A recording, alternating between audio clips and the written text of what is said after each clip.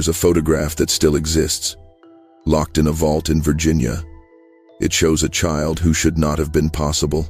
A boy born in 1938 to parents who shared the same blood going back 16 generations. The family called him a miracle. The doctors called him something else. What they found inside that child's body would force an entire bloodline to confront a question they'd been avoiding for 200 years. What happens when purity becomes a prison? This is that story, and it's worse than you think. Hello everyone. Before we start, make sure to like and subscribe to the channel and leave a comment with where you're from and what time you're watching. That way, YouTube will keep showing you stories just like this one. The Mather family arrived in colonial Virginia in 1649. They were English gentry, minor nobility with land grants and a name that meant something back in London. But America gave them something England never could: control. Complete, unchallenged control over who entered their bloodline and who didn't. They didn't call it obsession then. They called it preservation. By 1700, the Mathers had established what they referred to in private correspondence as the covenant. It was simple: marry within the family, keep the land together, keep the name pure, keep the blood unmixed. For the first few generations, this wasn't unusual. Cousin marriages were common among the colonial elite. But where other families eventually opened their doors, allowed fresh blood, adapted to a changing world, the Mathers doubled down. They built their estate, Ashford Hall, 30 miles from the nearest town. They educated their children at home. They attended a private chapel on their own grounds. By 1800, they had become a closed circle. And that circle kept tightening. The family kept meticulous records, leather-bound genealogies that tracked every birth, every marriage, every union. They weren't just preserving history, they were engineering it. First cousins married first cousins, then second cousins married each other, then their children did the same, generation after generation, the same names, recycling: Thomas, Elizabeth, William, Margaret. The same faces appearing over and over in daguerreotypes and oil paintings, like echoes of echoes of echoes. By 1900, the Mathers weren't just isolated, they were biologically distinct, a population unto themselves, and they were proud of it.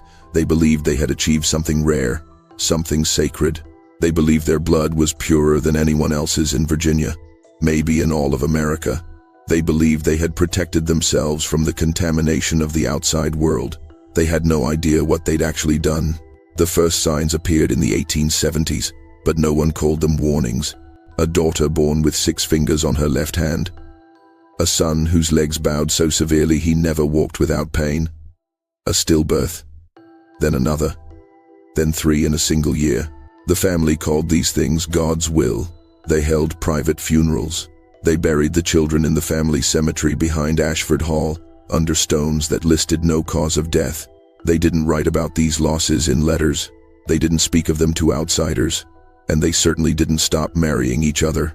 By 1900, the Mather family tree had become something else entirely. It wasn't a tree anymore. It was a knot, a tangle of lines that looped back on themselves again and again. If you tried to map it, you'd see the same names appearing in multiple positions.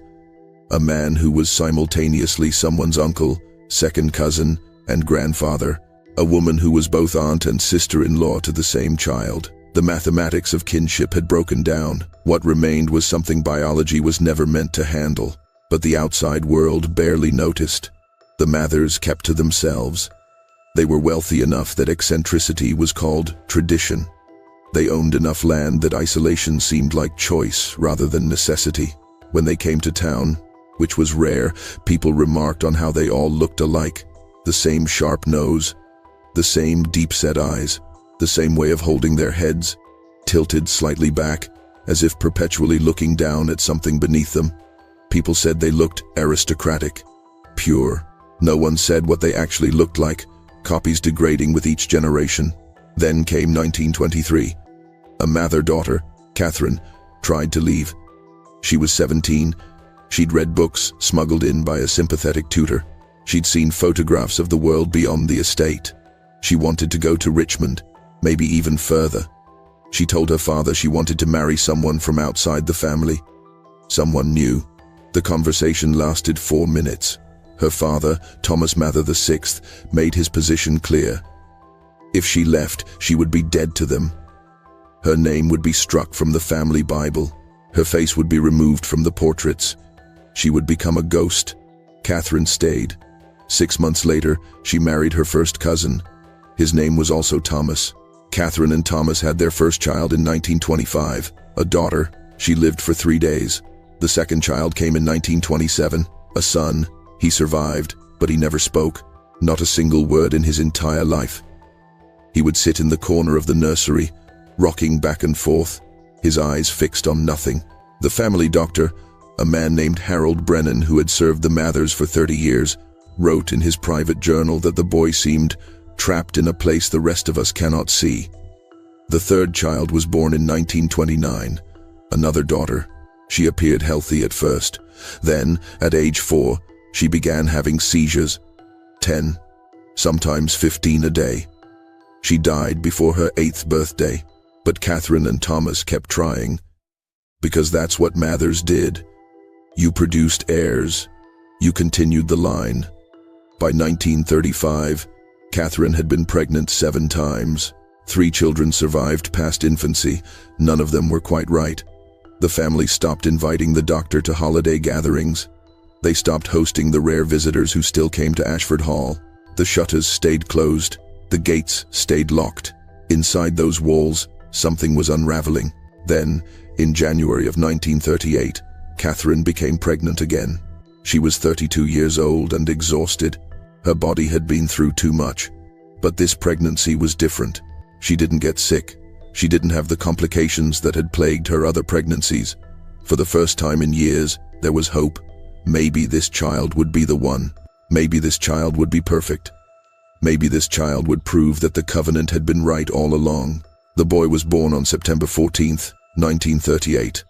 They named him William, like his great-great-grandfather and his great-great-great-grandfather before that. When Dr. Brennan first saw the infant, he said nothing for a full minute. The nurses who attended the birth were sworn to secrecy. Catherine held her son and wept, not with joy, with something else, something that didn't have a name yet, because William Mather was beautiful, unnaturally so. His features were perfect, symmetrical, almost luminous. His eyes were bright and clear. But when Dr. Brennan examined him more closely, away from Catherine's sight, he found something that made his hands shake as he wrote his notes. This child wasn't just unusual. This child was impossible.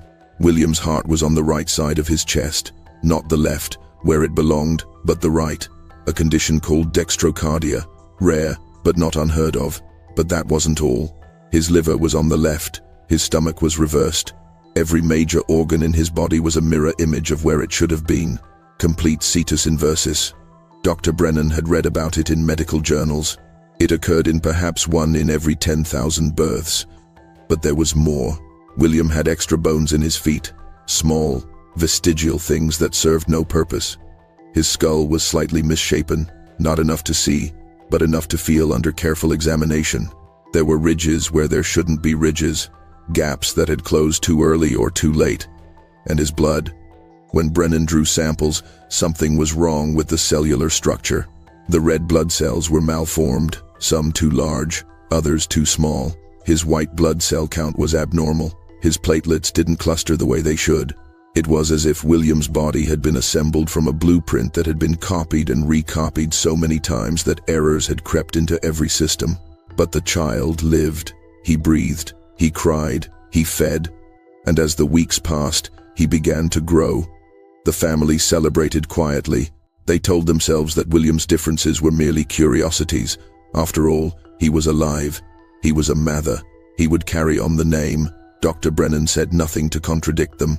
But in his journal, he wrote, "I have delivered a child who should not exist. I do not know if he is a miracle or a warning." By the time William was 6 months old, other things became apparent. He didn't respond to sound the way other infants did. Loud noises didn't startle him. Music didn't soothe him. At first, they thought he might be deaf, but he wasn't. He could hear. He simply didn't react. His eyes tracked movement, but there was something absent in his gaze, something that should have been there but wasn't. When Catherine held him, he didn't mold to her body the way babies do. He remained stiff, distant, as if he were somewhere else entirely. The family began to whisper. Late at night, in rooms where servants couldn't hear, they began to ask the question they'd been avoiding for a century and a half. What have we done? William turned 2 years old in 1940. He still hadn't spoken. He walked, but with an odd, shuffling gait, as if his legs didn't quite belong to him. He didn't play with toys. He didn't laugh. He would spend hours staring at the wallpaper in the drawing room, tracing the patterns with his eyes, over and over and over. The other children in the house, his older siblings, avoided him, not out of cruelty, but out of instinct. There was something about William that made them uneasy, something they couldn't name. Dr. Brennan came less frequently now. He was 73 years old, and his hands trembled when he held his stethoscope. But in the spring of 1941, Catherine insisted he come to examine William again. The boy had begun doing something new, something that frightened her. He would stand in front of the mirror in the hallway and stare at his reflection for hours, not playing, not making faces, just staring. And sometimes, late at night, she would hear him in his room, talking, not words exactly, more like sounds, rhythmic, repetitive, like a language that had no human origin. Brennan arrived on a cold afternoon in March. He found William in the library, sitting perfectly still in a chair far too large for him. The boy's eyes were open but unfocused. Brennan spoke to him. No response. He clapped his hands near William's ear. Nothing. He placed a hand on the boy's shoulder, and William's head turned slowly, mechanically, until their eyes met. Brennan would later write that, in that moment, he felt as if he were looking at something that was looking back through William, not from him, something that was using the boy's eyes as windows. The examination took an hour. Brennan measured, he listened, he tested reflexes, and then he did something he'd never done in 50 years of practicing medicine. He asked the family to leave the room. When they were alone, Brennan sat down across from William and spoke to him as if he were an adult. He said, "I don't know what you are, but I know you're not what they think you are." William's expression didn't change, but his lips moved. And for the first time in his life, William Mather spoke. One word. Clear. Precise. Unmistakable. He said, "Neither. If you're still watching, you're already braver than most. Tell us in the comments, what would you have done if this was your bloodline?" Dr. Brennan left Ashford Hall that evening and never returned. He wrote one final entry in his journal, dated March 18, 1941. It read, "There are some things medicine cannot explain. There are some outcomes that science predicted but humanity refused to believe. The Mathers have created something that exists in the space between what we are and what we were never meant to become. I have recommended they seek help beyond my capabilities. I do not believe they will." He died 4 months later, heart failure. The journal was found in his desk drawer, locked away with his will. His daughter burned it after reading only 3 pages. She told no one what she'd seen written there. The family did not seek help. Instead, they made a decision. William would be kept at home. He would be educated privately. He would be protected from the outside world, just as the family had always been protected. They convinced themselves this was kindness, but it was fear. Fear of what doctors might say, fear of what the world might think, fear of what William himself might reveal about what 16 generations of the Covenant had produced. So the boy grew up in silence, in isolation, in a house that had become a tomb for a bloodline that refused to die. As William aged, the physical abnormalities became more pronounced. By age 10, his spine had begun to curve in ways that defied normal scoliosis. His joints were hypermobile, bending at angles that made servants look away. His teeth came in crooked, overcrowded, some growing behind others. But his mind was the true mystery.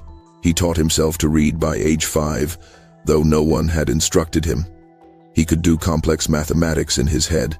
He spoke, when he chose to speak, in perfectly constructed sentences that sounded like they'd been rehearsed for weeks. But he had no empathy, no emotional connection. He would watch his mother cry and tilt his head like a bird observing an insect. By 1950, the family had shrunk. Catherine died in childbirth attempting one last pregnancy. Thomas drank himself to death 2 years later. The surviving siblings scattered, some to other parts of Virginia, others further away, desperate to escape Ashford Hall and everything it represented. William remained alone, except for two elderly servants who were paid enough to stay silent. The estate fell into disrepair, paint peeled, gardens went wild, the gates rusted shut, and inside, William Mather lived in the decaying monument to his family's obsession, a living artifact of what happens when purity becomes pathology. William Mather lived until 1993. 55 years old, he never married, never left the estate, never had children. The Mather line, that unbroken chain stretching back to 1649, ended with him. When the county finally sent someone to check on the property after years of unpaid taxes, they found him in the library, dead in the same chair where Dr. Brennan had examined him half a century earlier. The autopsy revealed what the family had spent generations refusing to see. William's organs were failing, had been failing for years. His kidneys were malformed, his liver was scarred, his heart, reversed though it was, had chambers that didn't close properly. He had tumors in places tumors rarely grow. His bones were brittle, riddled with microfractures.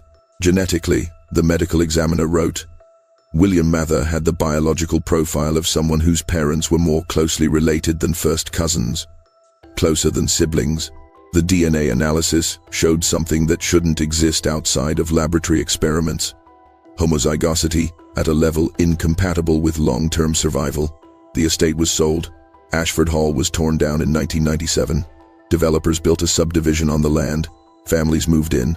Children play in yards where the Mather Cemetery once stood. The headstones were relocated to a municipal graveyard. No historical marker was erected. No plaque explains what happened there. The Mather family Bible, with its 16 generations of carefully recorded marriages, was donated to a university archive. It sits in a climate-controlled vault, available to researchers by appointment.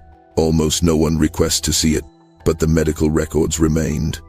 Dr. Brennan's journal, or what survived of it, eventually made its way to a medical historian in 2008. She published a paper about the Mathers, changing their name, altering identifying details, but keeping the essential truth intact. It became a case study, a warning, evidence of what geneticists had been saying for decades, that inbreeding depression isn't just a theory, that genetic load accumulates, that recessive alleles, harmless when paired with healthy genes, become devastating when they have nowhere else to go, that families who close themselves off don't preserve purity, they concentrate damage.